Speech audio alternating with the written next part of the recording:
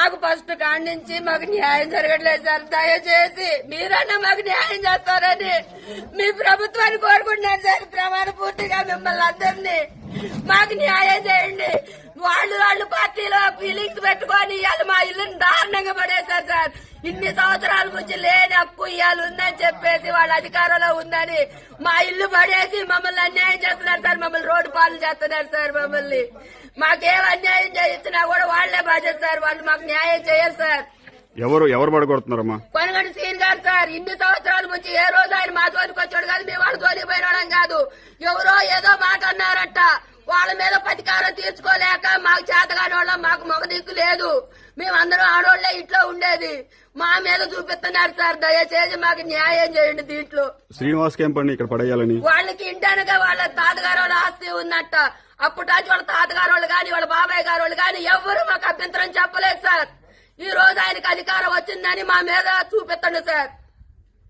ఆయనకు అధికారం ఉంది, నేను పడేస్తాను అని పొద్దుటాచి మమ్మల్ని మేము అడ్డం తిరిగినా కూడా మమ్మల్ని తోసేసి ఇల్లు పడేస్తున్నారు. ఇక్కడ కుదరదని అంటే పోలీసులు వస్తే మేము పోలీస్ స్టేషన్ పోయినా సార్.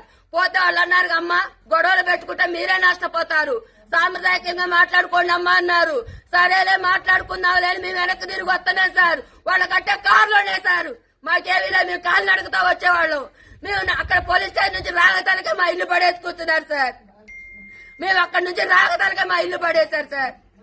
ఇదేమి న్యాయం సార్? పోలీస్ స్టేషన్ రమ్మంటే ఎందుకు సార్? అంటే మేము ఆడికి పోయొచ్చే కలిగి అడ్డం లేకుండా ఉంటారు, పడేద్దాం అనుకున్నారు సార్. ఇప్పుడైనా సరే సార్ మేమందరం ఆత్మహత్య చేసుకోవడానికి మాత్రం మేము సిద్ధంగా ఉన్నాం సార్. మాకు న్యాయం జరగకపోతే మేము ఆత్మహత్య చేసుకొని వస్తాం సార్.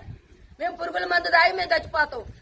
మాకు న్యాయం జరగట్లేదు సార్. దయచేసి ప్రభుత్వానికి నాయన చంద్రబాబు నాయుడు నీకు 100 కోటి దండాలు. నీ ప్రభుత్వంలో మేము ఇంత బాధపడతాం అనుకోలేదు నాయన. నీ ప్రభుత్వం కోసం మమ్మ ఎంతో ఆరాటపడింది.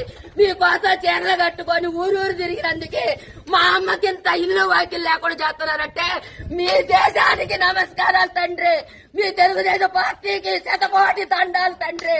మీ న్యాయంలో పేదవాళ్ళని బాధ పెట్టడమే మీ హక్కు అయిపోయింది సార్. మీరు పేదవాళ్ళని బాధ పెట్టడమే మీరు సంతోషపడుతున్నారు సార్. మీ దేశానికి 100 కోటి దండాలు సార్. మీ పార్టీలకి మీకు మాకు లాంటి వాళ్ళ మీద కాదు సార్. మీకేదన్నా ఉంటే మీకు బలిసిన వాళ్ళ మీద చూపించండి సార్.